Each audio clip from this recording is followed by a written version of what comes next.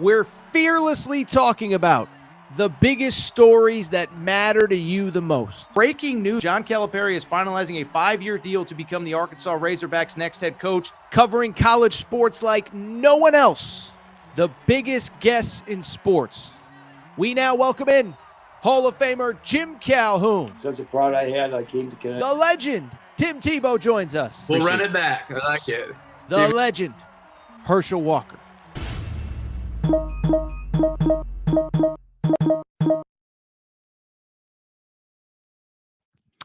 Welcome in, everybody. Thursday night edition, Aaron Torres Sports Podcast. I'm your host, Aaron Torres. Hope everybody's doing well. Hope everybody's having a great day. Hope everybody's brackets in okay shape.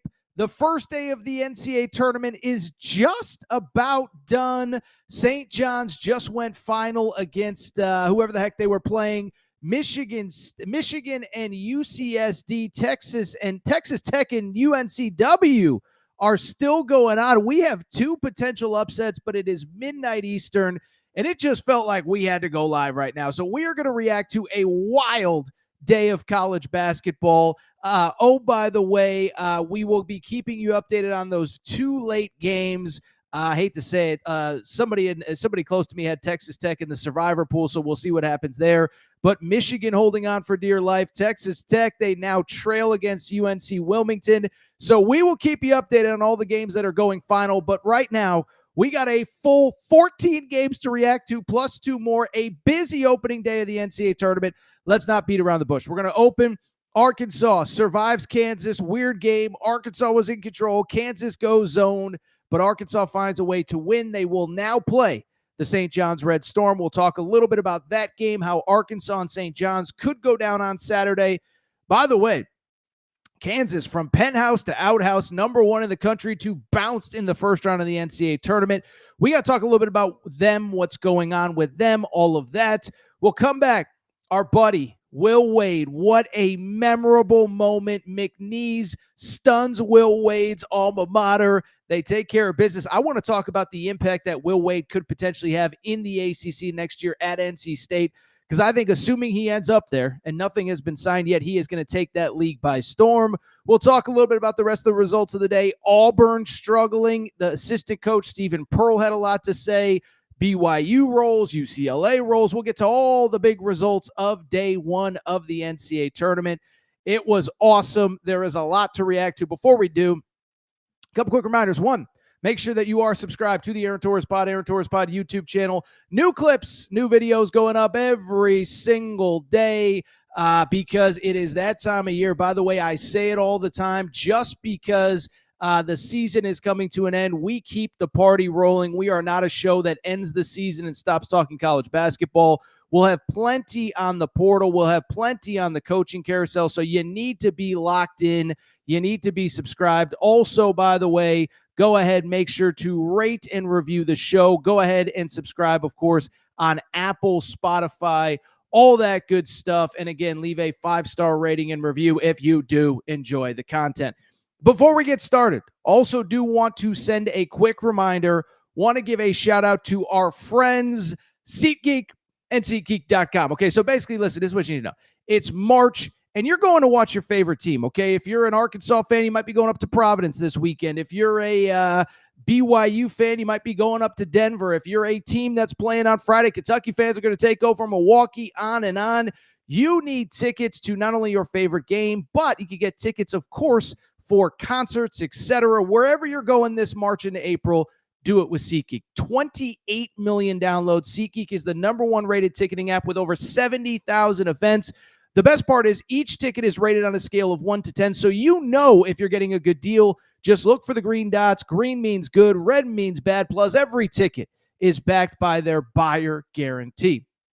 With that said, the best part is SeatGeek is working with Torres to make sure that you get to watch your favorite team in March. How about this? For your first purchase, what you got to do, go to SeatGeek.com, find your tickets to watch your team. Use promo code Torres at checkout. Your first purchase, you will get $20 off that purchase. That's all you got to do. Go to SeatGeek.com, use promo code Torres, instantly get $20 off. I've had a bunch of you reach out, tell me that you have used the promo code. So we appreciate your support. Fired up to be working with SeatGeek. And boy, oh boy, oh boy, is there a lot of games still to be played. Again, not just NCAA tournament, concerts, much more. SeatGeek.com, people. Promo code Torres. With that said, it was a busy opening night of the NCAA tournament. There are 2 more games going on. We might get the 2 biggest upsets live on air here, but there is no more time to waste. So let's get to the topic of the day. Topic of the day, again, we'll keep you updated on the final 2 games, but to me, the big story, really the 2 biggest stories of the day. If you used the Torres SeatGeek promo to go to games in Providence, you got yourself a doozy of 4 different games. High Point Purdue was okay, but McNeese pulls the upset. We'll get to that in a minute. And then, to be honest, I thought the 7 o'clock Eastern time start, 7-seeded Kansas, 10th-seeded Arkansas was the game of the day. Back and forth, a lot of different emotions for both sides. Arkansas gets the win, 79-72. Is it too early to pull out the big invasion? Arkansas survives. Listen, I don't think it was the best performance that they have ever had, but they advance, they survive in what was just a wild game. First off, listen, the ebbs and flows of this game were unbelievable, okay? First of all, crazy game back and forth. Awesome game to start the first half. I thought the whistles were a little bit one-sided in the first half, but Arkansas jumps out to a 47-42 lead. Jonas Adu in the first half was just absolutely unreal. I think he had about 16 points in the first half, comes out immediately, gets 2 buckets in the second half. Arkansas at one point takes the 55-44 11-point lead early in the second half. You wonder, oh my goodness, is this team going to run away with this game? Is John Calipari going to get the big signature NCAA tournament win that he has largely been lacking? But listen, Bill Self, they don't hand out Hall of Fame plaques for nothing, okay? And Bill Self, it's been a disappointing year. We're going to talk about the Kansas loss in a second. But to his credit, the stat they threw out throughout the game, Kansas had played a total of 7 possessions of zone the entire season and decided to go zone midway through the second half. It flusters Arkansas. You could tell they were frustrated. You could tell they weren't prepared. John Calipari said it after the game. They fall down by, I believe, as many as 3. KJ Adams gets injured. By the way, Arkansas fans, you want to know what the good luck charm was? My dog got home from daycare when Arkansas was down 3. She watched the final couple minutes with me. So Arkansas fans, if you want to send my little princess some extra treats or something, send it to her, because they were down 77-74. She came home. She sat with me, watched the last few minutes of the game. Arkansas rallies. Arkansas wins. And even when they rallied, it wasn't easy. Boogie Fland, of course, could not get the ball in 2 times in a row. You burn the last 2 timeouts. But listen, nobody's going to remember 3 hours from now, 5 hours from now, 10 hours from now how it happened. All that people are going to remember is that Arkansas beats the team that was preseason number 1, beats Bill Self, advances to the second round of the NCAA tournament. By the way, in a little bit of an irony, I guess you would say, 2 of the last 3 years, Bill Self and Kansas have been eliminated by Arkansas. In 23, they got eliminated. Bill Self, unfortunately, had a very serious heart condition. We think he may have had a minor heart attack before the tournament. He didn't coach in 23, but he was on the sidelines on Thursday night. Arkansas finds a way to get the win. Listen, there are some negatives about Arkansas, and they were on full display, right? You don't need me to go through. The zone offense certainly needs work. I'm not excusing it. I'm not forgiving the fact that for about, 8-10 minutes of game time, it just felt like Arkansas did not know what they were doing. But let's also call a spade a spade. In the big moments when they needed big plays, they got them, okay? First of all, I mentioned Jonas Adu, 22 points. He really carried them in the first half. He kind of cooked Hunter Dickinson. We're going to get to Hunter Dickinson in a minute, but that dude kind of cooked him. DJ Wagner, who took as much scorn as maybe anyone that I have ever seen in college basketball, and I think they sort of kind of addressed it on the broadcast. Like, DJ Wagner took a lot of heat from his previous fan base last year, plays all 40 minutes, does not come out for 1 second of game action, and he is phenomenal in this game. I thought the big thing for him, really did a good job of taking care of the basketball. 6 assists, 2 turnovers. Listen, let me say this. I know he couldn't get the ball inbounds, but I was one of those guys. Listen, maybe it's a casual from me. Maybe it was ignorant of me to think this, but I was kind of one of those guys. Do you want to bring back Boogie Fland? The team has been playing so well. Do you want to mess with the chemistry? Well, guess what? Clearly, Big Z is nursing some kind of injury, and you kind of needed Boogie Fland. 24 minutes. Listen, he wasn't great, but 3 steals, a couple big buckets late. I thought he gave them really, really good minutes. And what I really actually liked about it, I'll be perfectly honest, what I really liked about Boogie Fland was that they kind of played him off the ball. They said, we've been awesome with DJ Wagner as our point guard. We weren't as good with Boogie Fland. And even though Boogie Fland was on pace to set, I think, an Arkansas freshman record for assists, keep the ball in DJ Wagner's hands, let him run the offense. Boogie Fland is going to play off the ball. So Jonas Aidoo was awesome. DJ Wagner was awesome. Boogie Fland made plays. Janelle Davis, listen, I know he had that kind of boneheaded play that Cal got really frustrated by, but you talk about a guy making plays late, hit a couple big threes, had a couple big steals. He had the big play that Cal went crazy over, but had a couple free throws late. And I'll tell you this, I think Trevin Brazile is officially the X factor for this team.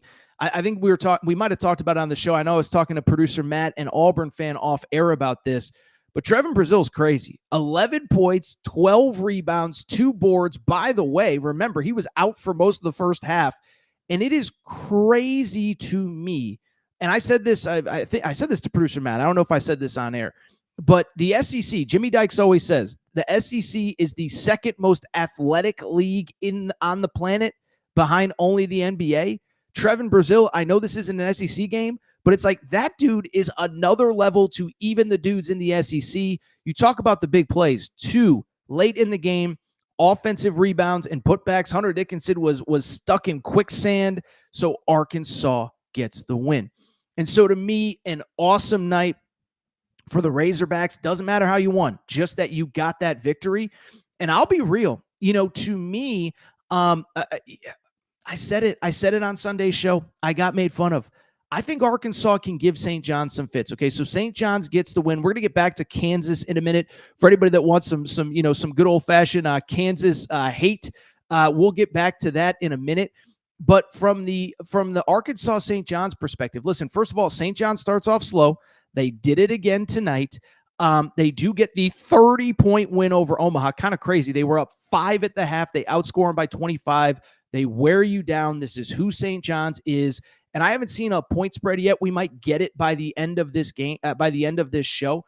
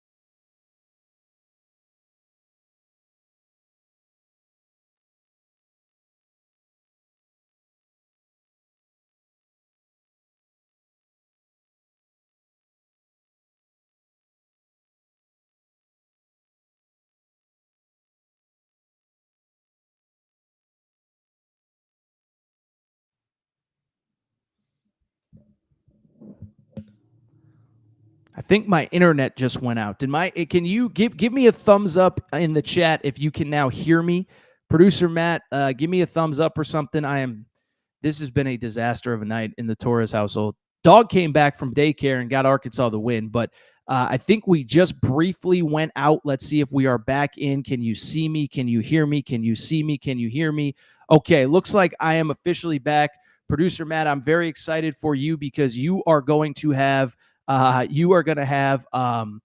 some editing to do on this clip. So what I was saying was, let me give you a nice little break point. So I just went out for people watching us live, and what I was saying was, Rick Pitino said, quote, St. John's is going to see a team the likes of which we haven't seen all year from a size and athleticism standpoint, okay? And so, listen, I don't know that we yes, by the way, people in the chat are saying trash internet. Listen, I actually knocked out my own internet, so shame on me. But let's get back to the game itself. By the way, it appears as though Michigan has won.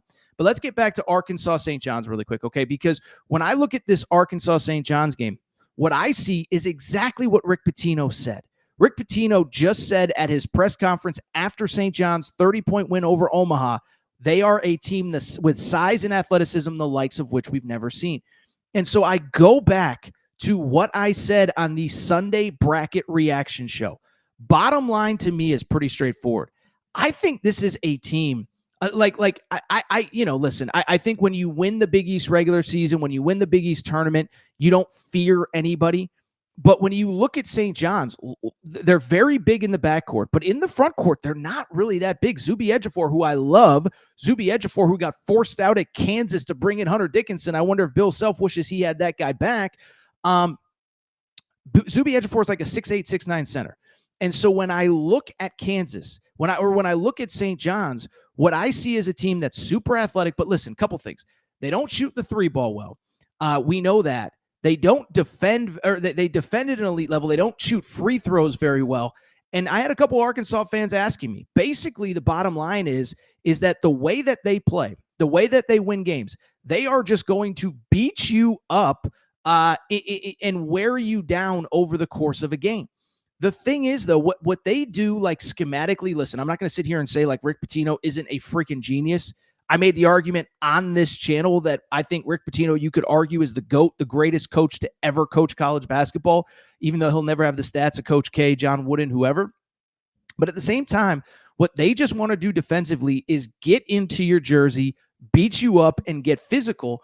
And I just look at how St. John's plays, and I just think that as good as they are, as physical as they are, the teams that they have success against are actually teams in the Big East, like a UConn, like a Creighton, who want to run a bunch of complex offense and do a bunch of back screens and this, that, the other. Reason I bring it up, what does Arkansas want to do offensively? What does Coach Cal get criticized for? Oh, he doesn't have a quote-unquote modern offense, okay?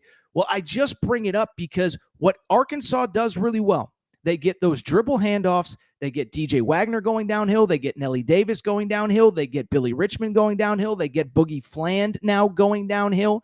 And when that happens, three things happen. They either get to the rim and finish, they either get to the rim and get fouled, or they get to the rim and miss, and you have Jonas Adu and Trevin Brazil down there getting offensive rebounds. And so to me, listen, this is a matchup-based tournament. And I'm not ready to sit here at 12:22 Eastern time on Friday and say, Arkansas is definitely pulling off the upset. But what I will say is styles make fights. And when you look at this style, I think this is a style that stylistically, I don't know if it's advantage Arkansas, but I think it's actually a good matchup for them. Again, St. John's wants to beat you up. They want to be physical, a bunch of grown men. Well, first of all, we saw it on Thursday night. DJ Wagner, Jonas Adu, Nelly Davis, multiple year college players. It wasn't the freshmen that took over. This isn't the vintage Calipari, a bunch of freshmen. It's third, fourth, fifth, sixth year college players making plays and being difference makers. Trevin Brazil, what is he, a fourth year college player, fifth year college player, whatever he is? And so I really do like the matchup. I really do think it's kind of interesting. And I really do think Arkansas can pull off the upset. Listen, they have played as well as I think just about anybody since February 1st. Listen, they gave Auburn fits at Auburn. They gave Alabama fits. They obviously beat Kentucky at Rupp Arena. They beat Vandy on the road. They beat Mississippi State. This team is playing, I believe, about as well as anybody. There are things to shore up. Oh, by the way, the other good thing, I don't think Rick Pitino is going to throw his own at him. Rick Pitino has dudes to play man-to-man, and they are the best defensive team that anyone has seen, the best team in college basketball all season. He's not going to change up what has gotten him to this point. I think it's advantage Arkansas, though. So this is going to be a fascinating matchup. I am so excited to see how it all plays out, and I really am excited to see if Arkansas can potentially pull off the upset. By the way, keep me posted on this Texas Tech game. We do have them in the survivor pool in the Torres house. Also, keep me updated on my crappy internet. And then also, I'll say this, keep me updated if we get an Arkansas St. John's point spread, because I will be curious to see what happens there. Really quickly, before we take our first break, I would be remiss if we did not talk a little bit about Kansas, okay? So Kansas is on the other side of this Arkansas loss. Final score, as we just said, Kansas ends up losing their NCAA tournament opener to the Arkansas Razorbacks. Final score in this one, 79-72. Kansas finishes 21-13. Remember, they went 11-9 in the Big 12. They finished in 5th place in the Big 12. And don't forget this, too, actually 6th place now that I'm looking at it. They finished in 6th place. And even at the Big 12 tournament, a place that they have dominated, they struggled. Needed overtime to beat UCF. And then from there got smoked by Arizona in what is a de facto home court for the Jayhawks. And so listen, I think to me, there is a big picture conversation to have about Kansas. And here's the deal. We would be having it even if they had won today. This was not a team that was built for a deep tournament run. And I think for the first time of the Bill Self era, it's time to ask some serious questions about this team. And I'll tell you this, I think it is time to talk some serious questions about one thing in particular. And that particular topic is this. How did they spend their NIL money this offseason? Okay. So here's the bottom line. I actually saw this tweet from John Rothstein. I forgot to get this to producer Matt, but I thought this was a very interesting. Oh, producer Matt, did I send it to you? Or are you just that good? I don't know. But John Rothstein, who never says, I love John. Okay. So this is not a criticism. I don't criticize other media members. I actually like John a lot, but he tweeted this out as soon as this game went final. He said, you need to have NIL to have a chance to have a good team in college basketball, but NIL alone does not guarantee you have a good team. That was tweeted directly after the Kansas game, and that is as much of a shot as John Rothstein is ever going to send, but it's not a shot because it's the truth. It was not a secret that Kansas probably spent as much money in NIL as just about anybody in college basketball this year. Remember, Bill Self, after last season, famously said, we've been working on next season for a month. We defended him at this time last year. I said, listen, give Bill Self an offseason. He'll figure it out. Adds AJ Storr, adds Rylan Griffin, adds, who else am I missing? He adds the Coit kid. I know that. AJ Storr, Rylan Griffin, Zeke Mayo. And then, of course, brings back Hunter Dickinson, and it simply doesn't work. And so I bring it up. Producer Matt, did I send you my follow-up tweet to Rothstein's tweet? I can't remember what I sent you, what I didn't. Rothstein's saying that NIL gives you a chance. You need NIL to have a chance to have a good team in college basketball, but NIL alone does not guarantee you a good team. That is what I said in response to that. This is a polite way of saying Kansas is a payroll higher than the 99 Yankees, and it resulted in a first-round tournament loss, okay? I also followed up by saying, we might have to have they spent money so recklessly at Kansas this year. We might have to have Elon and Doge investigate, but that's another conversation for another day. We don't talk politics on this show, but I just bring it up because this is a disaster. And I think this is a very interesting inflection point for Bill Self. And it's funny because we talked about this after Kansas lost to BYU in Provo. Okay. And I said at the time,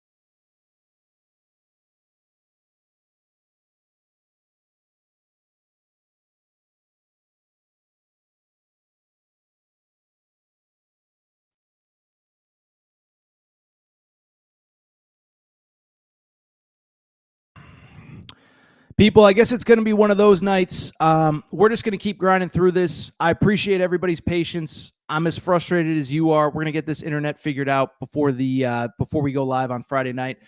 This is just going to be a grind. We're just going to have to get through this, but let's keep it going. I'm as frustrated as you are. It's on me.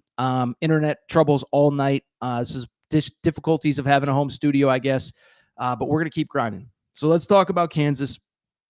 As I said, they need to be investigated by Doge, okay? But I think we're I'm fucking frustrated right now. Excuse my language, but I'm actually very pissed off. All right, let's keep it going with Kansas. Yeah, so I think this is an inflection point for Bill Self and his career because, listen, and I said it when I was at BYU, this is a guy that throughout his career is a guy that basically has been, listen, whatever you think of Bill Self, he is a Hall of Famer. He is an incredible coach. He is incredible at what he does, okay? But at the same time, here is the bottom line. The bottom line is very simple. The bottom line is that he has not adjusted well to the portal era, but I think more than being unable to adjust to the portal era, I think the issue is he is a guy that is always going to be better when he has guys in his program for 2, 3, 4 years. We talked about it after the BYU loss. This is a guy that historically was great when he had a Frank Mason for 2 or 3 years, guy off the bench. Then he's a sixth man. Then he's a starter. Then he's an all-conference guy by the end of the year, by the end of his career. Devontae Graham, you go on and on down the list. Sharon Collins, on and on down the list. This era has not been kind to Bill Self as he continues to struggle. And I think, he's at the point in his career where he's having trouble figuring out this NIL thing. Again, go through the career. Christian Braun, I flipped on an NBA game by accident the other day. Christian Braun was balling for the Denver Nuggets. That's a guy that I don't know if Bill Self has in this program right now. You look at what he has done in the portal, it's been miss after miss after miss. First of all, just not enough three-point shooting. Now, I think he tried to address that. Rylan Griffin came from Alabama. Rylan Griffin was worse this year at Kansas than he was at Alabama last year. Remember, Rylan Griffin left a Final Four team to go to Kansas and somehow got worse when he was at Kansas this year. AJ Storr was the biggest portal whiff of maybe the portal era. I had him as my number 1 ranked portal player last year. By the way, I had Kadari Richmond number 2. Kadari Richmond's a baller. He's awesome. He just led St. John's to its first tournament win since 2000. And so for Bill Self, I think he has to figure out a way to kind of find that balance of it's okay to plug a hole or two in the portal, but also you have to develop guys in your program so that they are ready to go and that they understand what you want and what you expect. Now that the season's over, I'll tell you a quick story. When I was at BYU, I heard this story not from anybody at BYU, but apparently, BYU, that was as hot of a ticket as they have ever seen when they had Kansas in town in mid-February. My understanding, the whispers that I heard, is that Bill Self told his locker room, guys, you're walking into a snake pit. This is the most expensive ticket in school history. And nobody in that locker room even understood what that meant. In other words, they didn't realize that, we're Kansas. We have Kansas on the front of our jerseys, and they're coming to watch us, and they're coming to beat us if we don't come ready to play. And clearly they did not come ready to play. And so you look at Self, I think it's going to be an interesting couple years for him because he doesn't seem to want to go down without a fight. We talk about a guy like Calipari being unable to adjust to this era. Calipari looks pretty good compared to Bill Self. Even Calipari last year got a 2 seed, like a 3 seed at Kentucky, finished second in the SEC. Bill Self struggled last year. This year it was the same. And it's just portal whiff after portal whiff after portal whiff. I think the other interesting thing, couple things. One, Hunter Dickinson. Listen, I feel bad placing blame on one guy, but I don't think it's hyperbole to say he's probably one of the highest paid players in college basketball this year. 11 points, 6 rebounds. I believe he had 2 points in the second half. I mean, Steve Lapis literally said during the broadcast, we haven't heard from Hunter Dickinson at all this second half. So was it a Hunter Dickinson thing? Was it a chemistry thing? Was it a portal thing? I don't know. But it's like, man, you got to figure things out in a hurry because this NIL stuff isn't going anywhere. And you have to find a way to build a program in this era when you're a coach in Bill Self that has been at your best with 2, 3, 4 year guys in your program. So it'll be interesting to see. In Self's defense, the one thing I will say, I don't know if he had an NBA player on his roster this year. Now, part of that is, again, evaluation, development, whatever. But the other part is you're bringing in an NBA player in Darren Peterson next year. Darren Peterson is as good as anybody in in high school basketball right now. I love AJ DeBonsa. I love Cam Boozer. I love Nate Ament. Darren Peterson's a dog. And if you can't do it with Darren Peterson, I don't know what to tell you. So it'll be interesting to see what the next move for Kansas is. He's going to have to go back in the portal, but he's got to figure out a way to retain guys and develop them because that's what's missing. I mentioned it a minute ago. Zuby Ejiofor was in that program, and he forced him out to bring in Hunter Dickinson. I don't know that Zuby Ejiofor is the answer to all of their questions, but I think it's a metaphor for you had a dude that wanted to be there, and you recruited right over him, and you brought in a guy that did nothing to contribute to high-level winning at Kansas. Again, I could go on. The point I'm trying to make, Kansas, kind of a disaster right now, and you look at the Big 12, Houston ain't going anywhere. BYU ain't going anywhere. Iowa State ain't going anywhere. I think Arizona, despite some ups and downs, I was actually impressed by them in the Big 12 this year. So it is going to be fascinating to see what happens at Kansas. But yeah, man, it's a disappointing night, and they are just sideways right now. Sideways as a program. They lose this game. That's what I'm going to do. Take a quick break, come back. Hopefully we don't lose service. When we come back, I do want to talk about our guy, Will Wade, friend of the Aaron Torres pod. Monster day for him. We'll talk about some of the other results. Auburn struggles. BYU gets a nice win. We'll take a quick break. Again, apologize for the technical difficulties. Be right back. All right, we're going to get back to the show in a minute. But before we do, many of you ask me all the time, Torres, what can I do to help support the show? You give me hours and hours and hours of content every single week. What can I do to help you? Well, I'll tell you what. Do me a quick favor. Check out the Aaron Torres Media merchandise store for all of your team-specific shirts, hats, and more. All available at aarontorresonline.com/merchandise. A lot of you wondering, Torres, what can I get in that merch store? Well, first of all, we got our brand new Hope and Pope Kentucky basketball t-shirts. That's right. Mark Pope has arrived. He is here to save the day. Get your Hope and Pope t-shirts there. Also, Arkansas fans, the Big Pig Invasion is here. You can get your tees there. Basketball School Alabama shirts. Mora Hurley 2024 UConn shirts for your tailgates at Rentschler Field, your games at the XL Center or Gamble.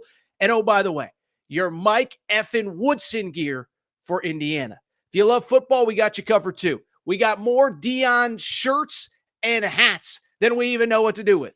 The freeze warning has hit the plains. Auburn fans, grab your freeze warning tees now. And of course, our new era, new rules shirt applies to Nebraska football and its incredible fan base. We have more coming for the fall, plenty in stock right now. So make sure to check out the Aaron Torres Media merch store at aarontorresonline.com/merchandise. And you can always hit me up with any questions. Aaron Torres Podcast Questions @gmail.com. All right, everybody. I am back. Good to be back. So we survived the commercial break. We're going to roll as long as we can. By the way, producer Matt, I think I saw a super chat in there. Quick shout out to our listeners who are sticking with us. It is about 1 a.m. Eastern time here. Internet is not great, so I appreciate everybody's support of the Aaron Torres pod in what has been a little bit of a frustrating night. But again, we appreciate your support. Thank you to Fishman who says, get your dog some treats. Woo pig suey. If you missed it, Arkansas was down 77-74 when my dog got home from daycare. Arkansas goes on a run. I don't know if she's the secret sauce, but she's getting some special treats courtesy of Fishman. Thank you for the support, Fishman. And thank you to all of you who are joining us here at, quite literally the middle of the night here. It's about 1 a.m. Eastern time as we react to the first full day of the NCAA tournament. Before we continue the conversation, again, appreciate the awesome audience here on a Thursday night. You know what else is awesome? Our friends, our partners, BetUS TV. Okay, so BetUS TV, great partner. We worked with them last year. They sent us to Phoenix for the Final Four. We had on-the-ground coverage as UConn beat Purdue, those pesky Purdue Boilermakers, Zach Edey throwing elbows, whatever. Bring it up to say that BetUS TV is back with us, and we are so fired up to be working with them. They'll send us to San Antonio on the ground coverage. Whoever makes it, we will be there courtesy of BetUS TV, okay? Bottom line, what you need to know, it's March. It's the spring, I believe, Friday's the first day of spring, which is crazy. Well, I bring it up because guess what? NCAA tournament's rolling. Spring training in baseball, although the Dodgers and Cubs actually already played. NBA, NHL, go to BetUS TV for coverage of everything. They got coverage of the NHL, European soccer, Major League Baseball, their college basketball crew with Jeff Nadeau, my buddy Corby, they crush it. Thank you to BetUS TV. We truly appreciate their support of the Aaron Torres pod. They are sending us to San Antonio. We would not be there without the support of BetUS TV. Again, BetUS TV for all of your coverage of pretty much everything going on in the world of sports. With that said, let's keep the conversation going. And we are talking about a friend of the Aaron Torres pod, a guy that frankly made a lot of headlines over the last couple days for saying stuff that he said on this pod 2 years in a row. We had Will Wade on before the NCAA tournament last year. We had him on a few weeks ago on this show, and he made some headlines on Wednesday at media availability when he basically said, yeah, I've talked to NC State, but we keep it transparent. We keep it with the players. I'm going to help them if they want to get in the portal, all of that. It's about the players. It's this, it's that, it's the other thing. Then, of course, midway through, I think they had an open practice. It leaks that he has actually verbally agreed to the NC State coaching job. We will get to that in a minute.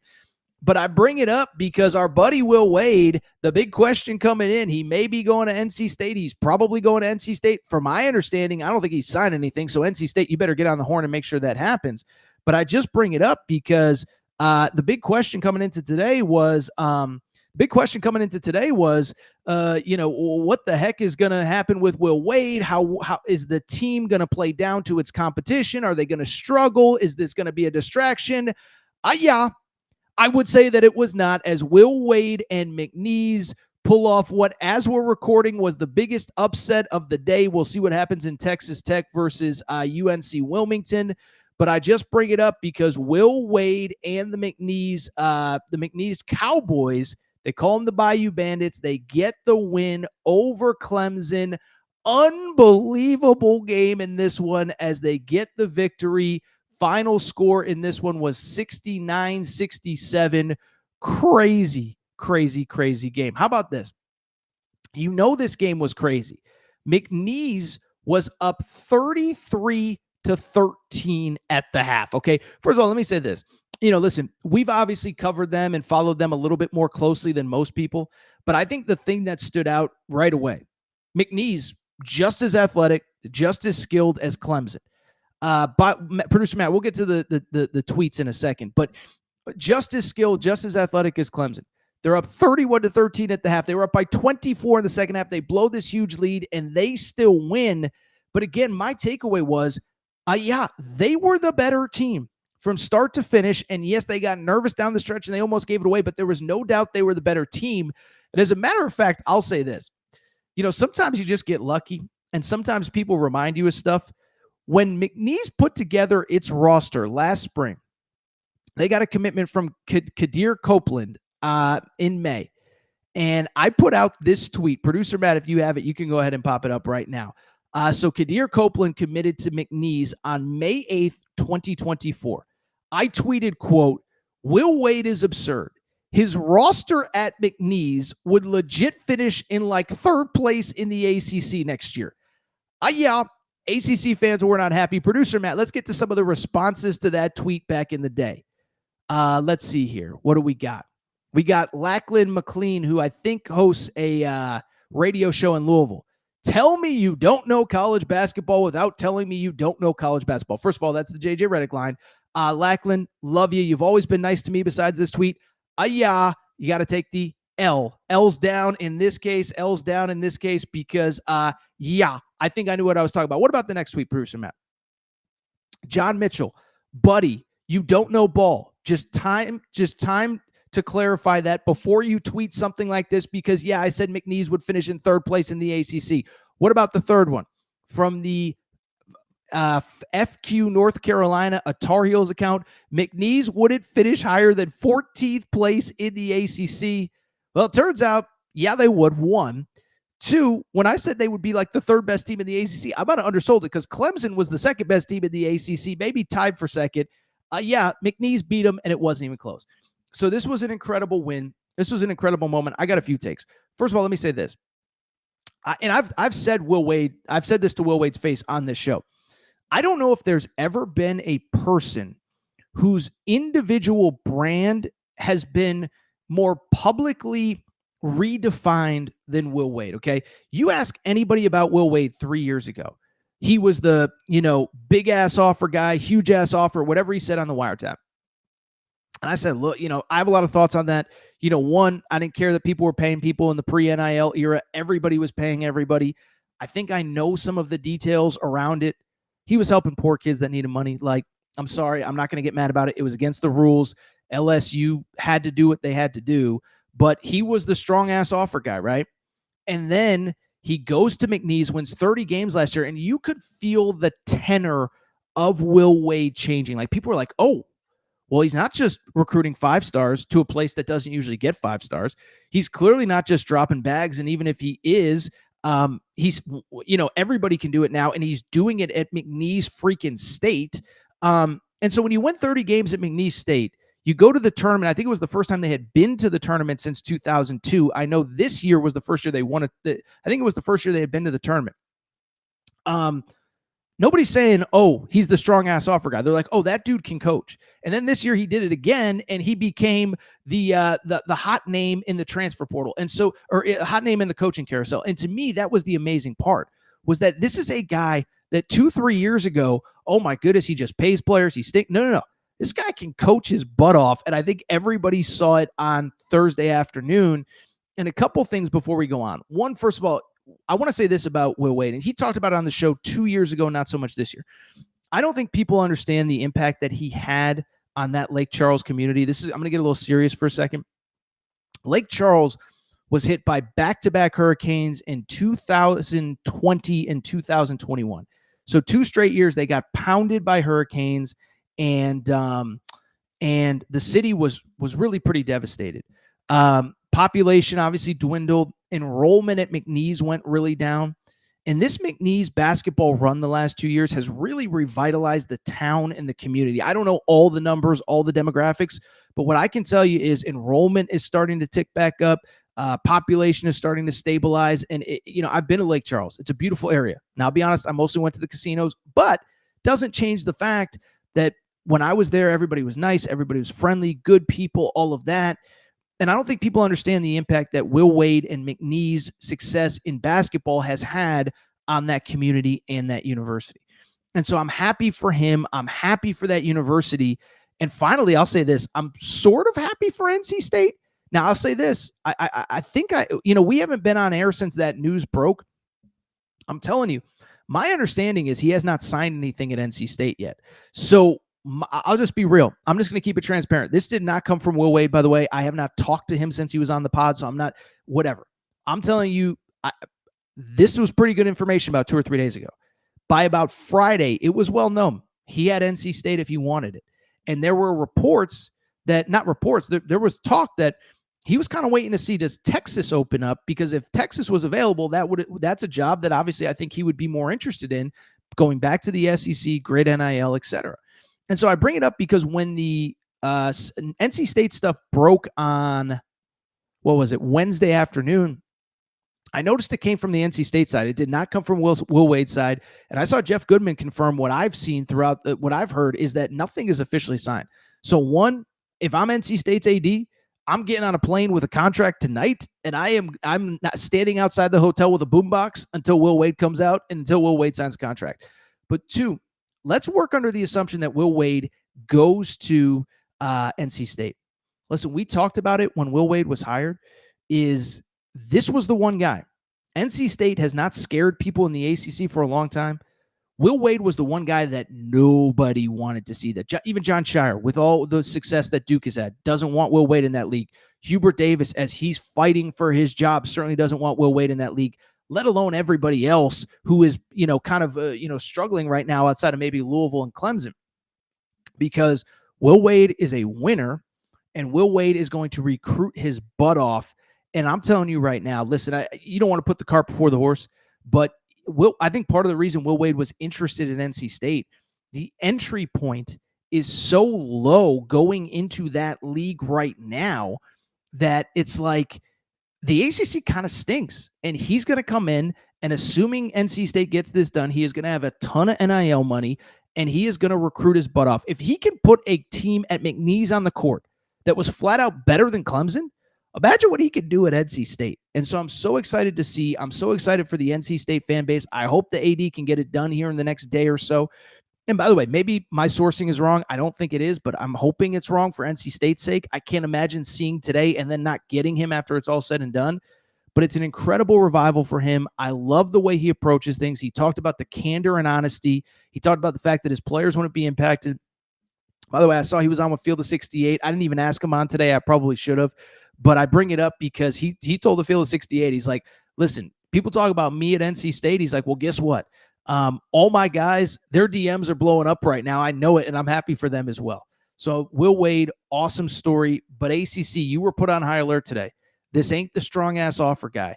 This is a dude that can recruit his butt off, that can win, and can coach when he gets players. By the way, last thought. When we had him on the show a few weeks ago, he talked about the fact that, hey, listen, having NIL is great, but if you don't have the relationships to get players, none of it matters. He has those relationships. He actually mentioned, I love, I might have to get a few drinks in him at the Final Four and ask him for some details, but he said there are schools that had money that they couldn't give away. In other words, they had money raised, but the staff didn't have the relationships to actually close on players. So I just bring it up because I am so excited for this guy in the ACC and so excited to see where this all goes. Tell you what, we survived a segment without an outage. We're going to take one more break. We'll come back in on the rest of the day. A lot to react to. Still want to talk a little bit about Auburn, some of the big wins, probably close with BYU. Awesome night. Quick break. Be right back.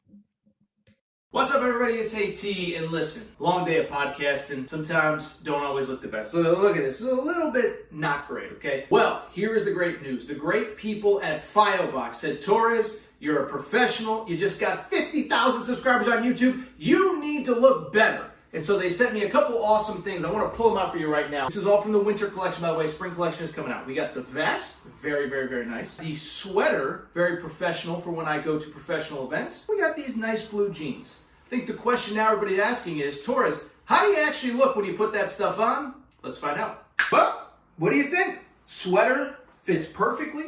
Great for all occasions. When I go to games, when I go out to a dinner, warm weather, cool weather, it's perfect. Speaking of perfect, these jeans are phenomenal. Great for games, great for social events. Oh, by the way, a little bit stretchy if those New Year's resolutions aren't going on as planned. Really quickly, we got to try out. Let's try out the vest.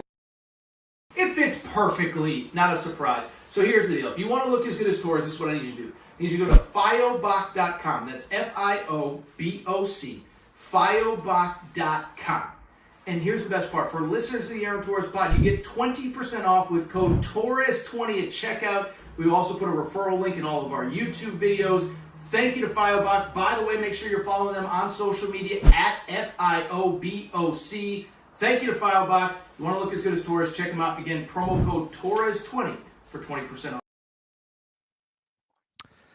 All right, everybody. I'm back. Good to be back. Final segment of the show. So good to be back. By the way, my number one recruiting source is watching the show and I'm not going to put it out there. If you're watching live, I'm not putting it out there. He just said that Will Wade is ready to flip his first 5-star if he gets to NC State. Don't worry, my man. I know who you are. I know you're watching. I promise on my life, I'm not giving your name or the whatever. But I am looking at the DMs right now, and there is talk of if Will Wade gets NC State. All I'm saying is, if Will Wade gets NC State, it is game freaking on. Okay, I'm just telling you, it's game freaking on. You know what else is game freaking on? Every time I eat some freaking Cauli Puffs, okay? So Cauli Puffs, listen, Cauli Puffs are awesome, okay? So I've told you the story about Cauli Puffs, but it's March. You're on the couch. You're listening to Torres late at night, even though his internet keeps going out and he's losing his mind. But I bring it up because when you're on the couch, when you're listening to Torres at 12:53 Eastern time, you need a snack that is both healthy but delicious as well. And you, my friends, need Cauli Puffs, okay? I've told you the story. Family-owned company, not far from where I live. Joey, a huge basketball and football fan. He's a Rams season ticket holder. I believe he is in the Torres survivor pool, which, by the way, did Texas Tech win this game? Are they still playing? Because, okay, Texas Tech, I'll just be real. My wife's entry, She had Texas Tech in the survivor pool, and I'm going to be sleeping on the couch if Texas Tech does not win this game, and she's already out of the survivor pool. But Collie Puffs, Joey is in the survivor pool, and what's great about Collie Puffs is it's a family-owned company. You're supporting a sports fan like Joey, but here's the deal with Joey. Joey is a guy like you and me, sitting on the couch, watching the big game, and he sat there. He said, I need a snack that is both healthy but delicious as well. I need Collie Puffs. Baked, not fried, avocado oil, no grease, but I need something that's healthy but also delicious as well so that my kids will want it, so that I'll want it. That's what Collie Puffs are. Try them out for yourself. You can try them at CauliePuffs.com. That's CAULIPUFFS.com. CauliePuffs.com. CauliePuffs.com. You can also get them at Amazon.com. Again, this is the new age health food snack. Healthy but delicious. Thank you to Collie Puffs. With that said, let's switch gears really quick. We're going to rip through producer Matt. Matt, I'm just going to tell you on air, I apologize. Producer Matt tracked down all sorts of good audio from Auburn. We're going to have to get to this pretty quick because I'm just worried that the internet's going to go out. Let's talk really quickly about Auburn. They get the victory 83-63 over Alabama State. I was actually on Fox Sports Radio, so we were just reacting to this game in real time. Auburn was up big early. They cut the lead. Alabama State comes back, cuts the lead to 32-31. Auburn opens up the lead to 10 at the half, and they kind of run away with it. But the issue becomes this is yet another game where Auburn just did not look right. And it's not just my opinion. I thought it was pretty interesting. Both the players and staff were pretty outspoken. Producer Matt, do we have sound? Just give me a thumbs up. Okay, so first of all, let's listen to Stephen Pearl. This is Auburn's associate head coach, Bruce Pearl's son, talking about his we have the Dylan Cardwell sound. So Dylan Cardwell, fifth-year senior, he's been around the block. Very interesting sound from the post-game show from Dylan Cardwell. It's frustrating to just see that we lost, through the last four. We lost to Alabama, we lost to Texas A&M, we lost to Tennessee because we weren't playing hard. And we come out here and we're still pissing away the opportunity. We got to stop doing that. Can't afford that. Because you have the option to go out as the best team in Auburn history or the biggest bust in the country. And, I don't know what these guys want to be remembered for, but at some point it's got to click. At some point it's got to click. You heard it from Dylan Cardwell. He said what I think we were all thinking and what we were all saying during that game. Auburn, you win the SEC regular season title. By the way, it was funny. I went on Cole Kubelik and Greg McElroy's show on Thursday morning, and we were talking about it. And Cole said, if Auburn has to face Louisville, Auburn would have the benefit of the doubt from the crowd because Kentucky fans that bought up those tickets don't want to support Louisville. And I said they don't want to support Auburn after they did the BTA celebration, the belt to ass celebration at Rupp Arena. And so since that day, since the last trip to Rupp Arena, Auburn has not been the same team. And I've tried to defend them. I've tried to justify it. The Texas A&M game, well, they just won the championship, and of course they're going to be down.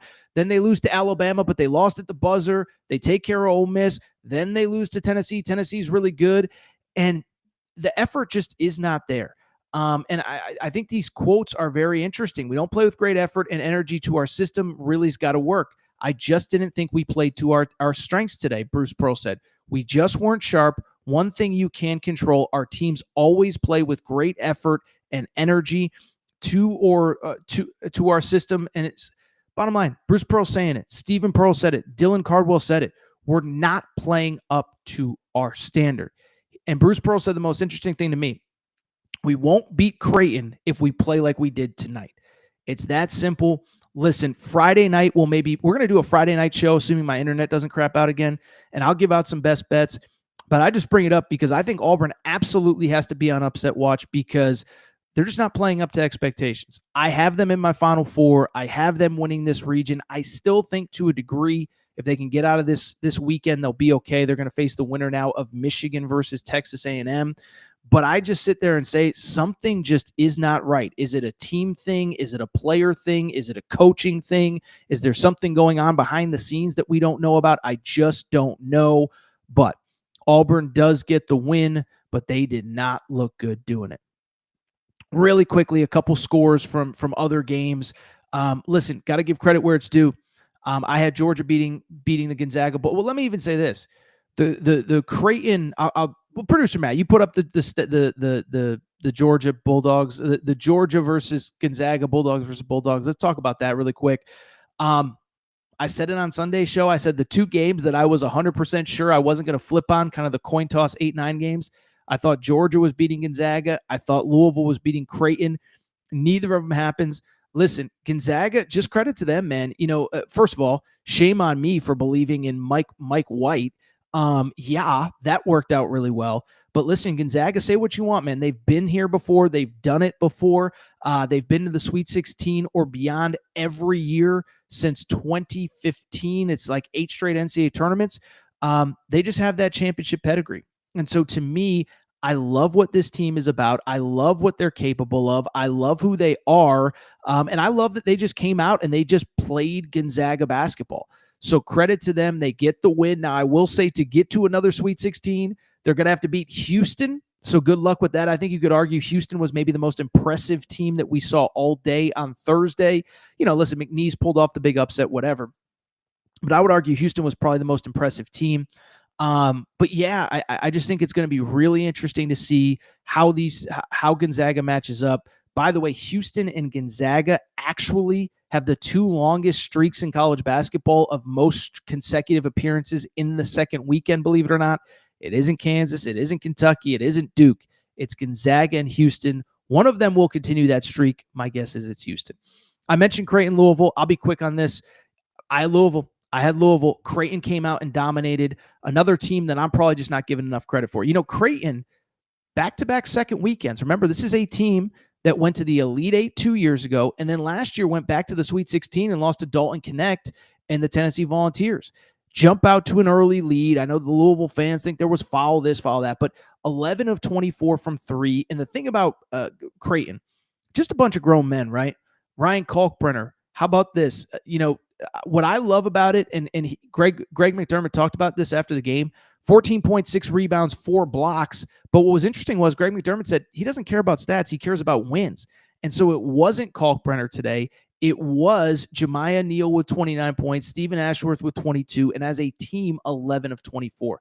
I like Auburn to win on Saturday, but I'll tell you what, Creighton beat UConn twice. Creighton beat St. John's, by the way. One of St. John's only 2 Big East losses was to Creighton. Auburn doesn't come ready to play. They could lose that game. I think that Auburn, outside of Kalkbrenner, can control the boards.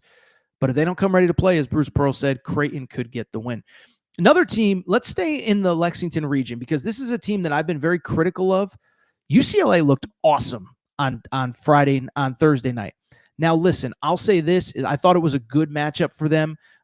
Utah State's just not very athletic. UCLA is very athletic. But I just thought UCLA flying across country again, just didn't think they really would have the juice. Oh, they had the juice. 72-47, they get the victory. I think I saw Jeff Borzello put out some tweet. It was Utah State's lowest scoring NCAA tournament in like 80 years. Let me see if I can find it really quick because it was kind of an incredible stat here. Let me see if I can find it real quick. All right, let's see here. Let's see if I can find it. All right, he says, heck of a stat from ESPN Stats and Info. Utah State held under 50 points in an NCAA tournament game for the first time since March 20th, 1939, 86 years ago today. I don't know how much of our audience maybe will remember that one, but boy, oh boy, what a nugget that was. By the way, we have our tip times for Saturday. First game, McNeese versus Purdue, so another national spotlight game. And then 2:40, standalone game, Arkansas versus St. John. So make sure you're in front of the TV for 2:40 Eastern time, Arkansas versus St. John's. By the way, the final game of the day will actually be in Lexington. I mentioned UCLA. They'll play Tennessee. Tennessee, very good win over Wofford. It got a little interesting there for a while, but Tennessee pulls away late in that one. Michigan survives. We just talked about them. Texas Tech survives. Should mention really quick shout out to Drake. Drake, producer Matt, were you able to find the clip of of Torres on Drake? Okay, so listen, it's been a tough night for Torres. Well, not really a tough night. I talk college basketball for a living. My life's good, but internet went out twice. I'm a little bit frustrated, but I'll tell you what, I had some takes on Missouri versus Drake. Here is what I had to say on Tuesday's selection show when I made all my picks on the Drake-Missouri game. Drake won. Listen, I think Drake will deal with a little bit of the athleticism early, but Drake, they don't turn the ball over. Top 50 in fewest turnovers in college basketball. They take care of the basketball. They rebound well for a team their size. They obviously shoot the three ball well. And I think the big thing for me is that they play really slow. So Missouri is not going to get those fast break points. On top of not getting their fast break points, the other variable is that you get Missouri in the half court. I think that's where Drake controls the game. So I actually do like Drake to pull off the upset, the 11-6. I just like the matchup for them. I wasn't going to blind pick them in the NCAA tournament, but I do like Drake. I'll tell you what, I told you two of my favorite picks were Georgia over Gonzaga and Louisville over Creighton. So I got to take a little bit of a victory lap. And I'll say this, I kind of sort of nailed this. First of all, let's just look at the stats. Drake wins 67-57. Missouri, 23 points in the first half. That kind of tells you everything you need to know. They finish shooting 33% from the field, 4 of 16 from 3. And then the interesting thing, Missouri, and this was kind of their issue all year, they don't have a ton of size. They get out-rebounded by 5 by Drake. By the way, Drake did turn the ball over a little bit more than I expected, but fewer than Missouri overall. But what Drake reminds me of, you know what they remind me of? They remind me of Tony Bennett's Virginia teams. Not always pretty, not always sexy, but always finds the way to get the win. They run the shot clock down. They make you play defense for 30 seconds. I thought it was there were possessions where there's 3 seconds left on the shot clock and they're pump faking to get a better shot. They're passing it to get a better shot. And they always did. They found a way. Credit to Drake. They get the victory. They'll now play Texas Tech on Saturday. I think that might be a little bit of a tougher matchup for them. Texas Tech has a lot of size, but Drake gets the victory, so credit to them. I'll tell you what, I think outside of BYU, that's really kind of all I really want. A&M got a nice win. Listen, Wisconsin, I'll tell you this. We have the survivor pool going. I think more people took Wisconsin in the opening day of the NCAA tournament than anybody. By the way, a couple people took Kansas. So to the people that lost on the opening day of the survivor pool, I apologize. By the way, we do have an official tally for those of you who did join the survivor pool. Winner will get $1,600 or so in cash. So winner gets $1,600 for $20 is not a bad investment, right? But I would say Wisconsin had more picks than anybody else in that bracket, so they don't even survive. It was close for a little bit. I thought Montana was going to struggle with the athleticism of Wisconsin. You don't say that often about Wisconsin, but Montana just wasn't really built for Wisconsin. So Wisconsin gets the win, and I bring it up because Wisconsin is going to face a team that we have talked about quite a bit here on the Aaron Torres Pod and the Aaron Torres Pod YouTube channel. They're one of my favorite stories in all of college basketball. You already know who I'm talking about. I'm talking about the BYU Cougars, baby. Let's talk quickly about their win over VCU. They get the victory 80-71. It really wasn't that close. Friend of the Aaron Torres Pod, Kevin Young gets his first NCAA tournament win. Couple things here. First of all, let me say this. You never want to take anything for granted in the NCAA tournament. And I know a lot of our friends at BYU aren't gamblers, and I totally respect that. This isn't a knock or anything. I did not understand the 3-point spread, okay? Because a couple things stand out. One, and we talked about it on the show, it was kind of set up very nicely for BYU. First of all, the last game you played was on Friday against Houston in the Big 12 tournament. It's not like you were playing bad. You had 1-9 straight coming in. It's just that Houston's awesome. So you're playing well. You lose to Houston. You then get home, get a couple nights rest. VCU, the two biggest games of their season were on Saturday and then Sunday. They had that Sunday championship game. They're probably bussing back. They get back to probably campus about 8, 9 o'clock at night. Then they got to fly out Tuesday. They got to play at altitude. And I thought the altitude really wore down VCU by the end of the game. Not to say that, BYU wasn't really good and all this and all that. But I'll tell you this. I said it the other day. When I was in Provo, was working out at the hotel gym, and like you could feel the air. It was different. You're sucking wind there, doing a little sprint on the treadmill. You're like, oh my goodness, this thing is for real. And so I just thought it was a bad matchup for VCU. By the way, the other thing, and it kind of came to fruition, we said this, even though it was Kevin Young's first NCAA tournament coaching job, I loved, by the way, his transparency about how excited he was. He went on Jim Rome's show and talked a lot about, the first NCAA tournament experience for him. But what did I say?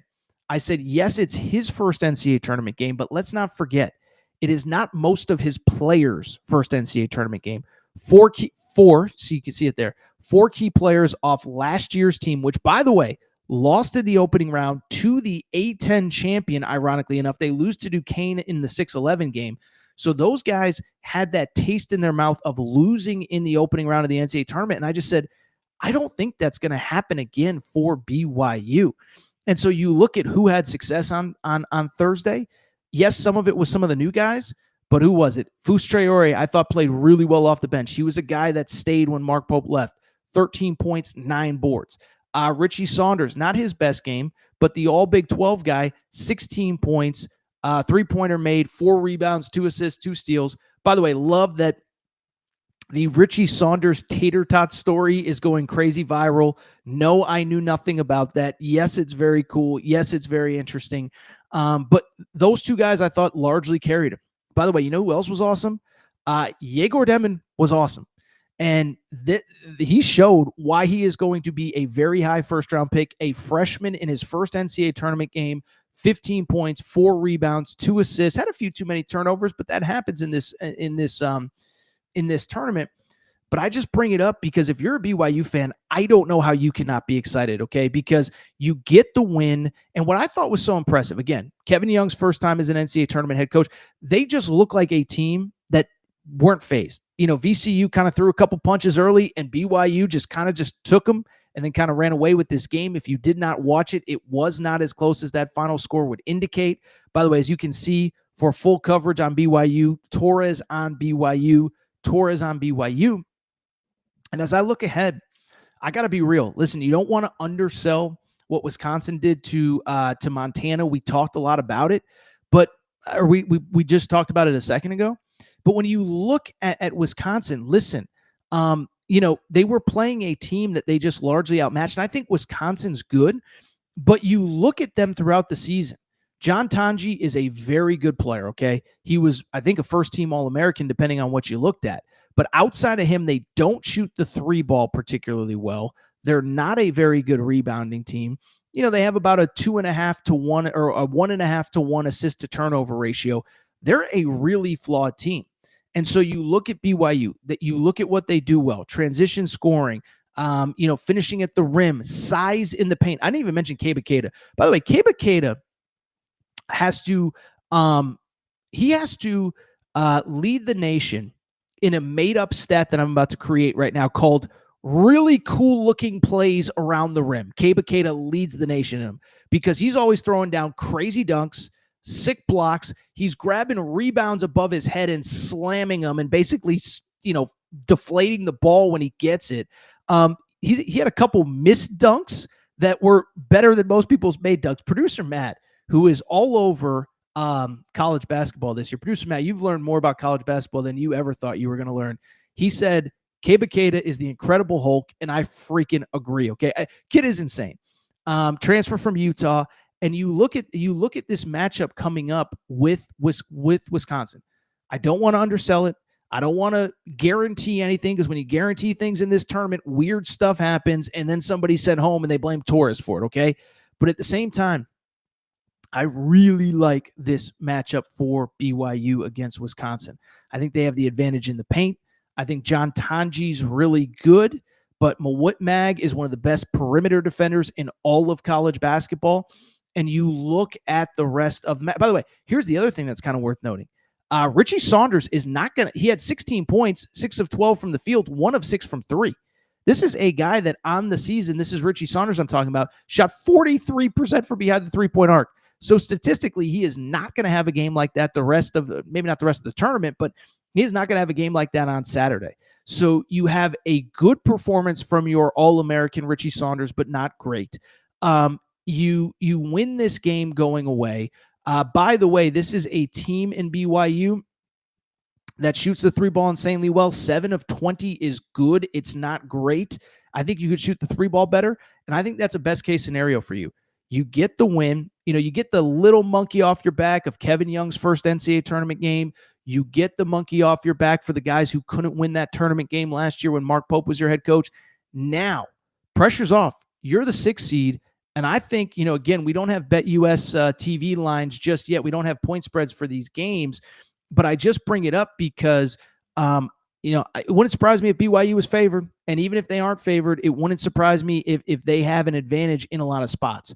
So BYU gets the win. And I'm just very intrigued to see how they look on Saturday afternoon, because they are a team that I absolutely think could be in position to have success. By the way, we do have some point spreads. Wisconsin, a 1-point favorite in this game. So I'm here to tell you, I mean, the odds makers think that Wisconsin and BYU are basically equivalent teams. They're going to have the home court advantage for BYU. They're going to have the home court advantage in Denver, more fans. Producer Matt says Cougs by 90. So we'll see about that. If they I know it's a phrase, but producer Matt is, by the way, I mentioned on Tuesday's show when I was doing the bracket, I said, Torres has gotten a little Cougar crazy this year. Don't tell the wife, but Torres is a little Cougar crazy right now. Apparently producer Matt is a little Cougar crazy right now too, because he said that the Cougs are going to win by 90. But listen, I like the matchup with Wisconsin. And I just I think you got the nerves out of your way. Now Kevin Young can play the nobody believes in us stuff, which is obviously not true, but can play the nobody believes in us stuff. Great win for BYU as they get the victory. Producer Matt, do we have any questions before we get out of here? The chat's been humming. I appreciate, we had some technical difficulties early, so I appreciate everybody sticking with us. Great crowd. We'll be back on Friday night, by the way. I do promise that. I'll make sure the technology is a little bit better. The internet is better. I am so frustrated with some of the earlier issues, but I very much appreciate everybody's support. Great question from Stephen Ryan. Where would LSU be today if they had Will Wade? Well, I'll tell you what, one thing, they'd be in the NCAA tournament. I can tell you that much. Listen, a couple things stand out. One, I like Matt McMahon. I think he's a good human being. It's not working at LSU. And, LSU did the thing of, we're going to bring him back and we're going to give him more NIL and we're going to do this and we're going to do that. And it's like, yeah, but everybody's getting more NIL next year because it's called revenue sharing. And so are you really going to support him better? And even if he has more resources, how many teams do you really trust him and LSU over going into next year? Because they finished in 15th this year. Bruce Pearl ain't going anywhere. Nate Owens ain't going anywhere. Rick Barnes ain't going anywhere. John Calipari's not going anywhere. And oh, by the way, Texas is going to get somebody better. Maybe Will Wade if NC State doesn't wrap this thing up. But I just bring it up because, it's a great question. I think LSU had to fire Will Wade because the NCAA was kind of snooping around campus. If you remember, that was 2022. Football was kind of trying to go through the coaching. They're trying to survive the Coach O stuff. And it was just like, kind of had to move on. There was kind of that dark cloud over you. But listen, there's no doubt that they're in worse shape today than they were, right? I mean, remember, think about this. Will Wade was fired in 2022. Remember that was the year 6 coaches in the SEC came in. I'm going to try to name off the top of my head outside of Matt McMahon. It was Mike White at Georgia, Todd Golden at Florida, Dennis Gates at Missouri, Lamont Paris at South Carolina, and then Chris Jans at Mississippi State. 1, that was actually very good.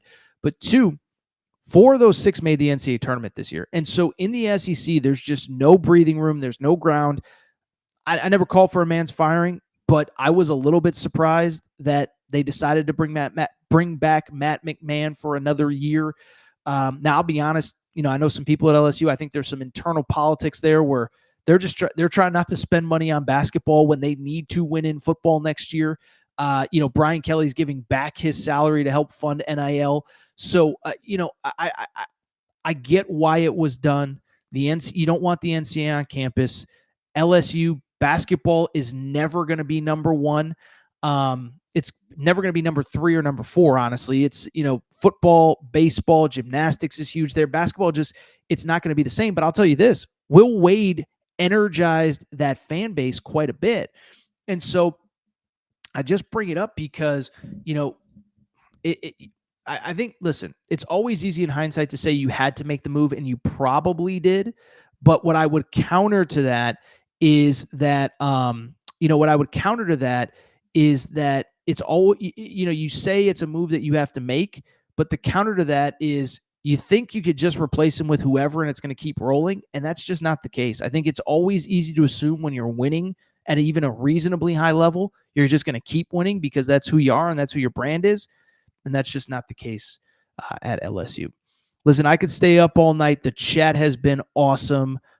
Dan Rivera says, let's see here. Oh, look at Dan giving us stats from the survivor pool.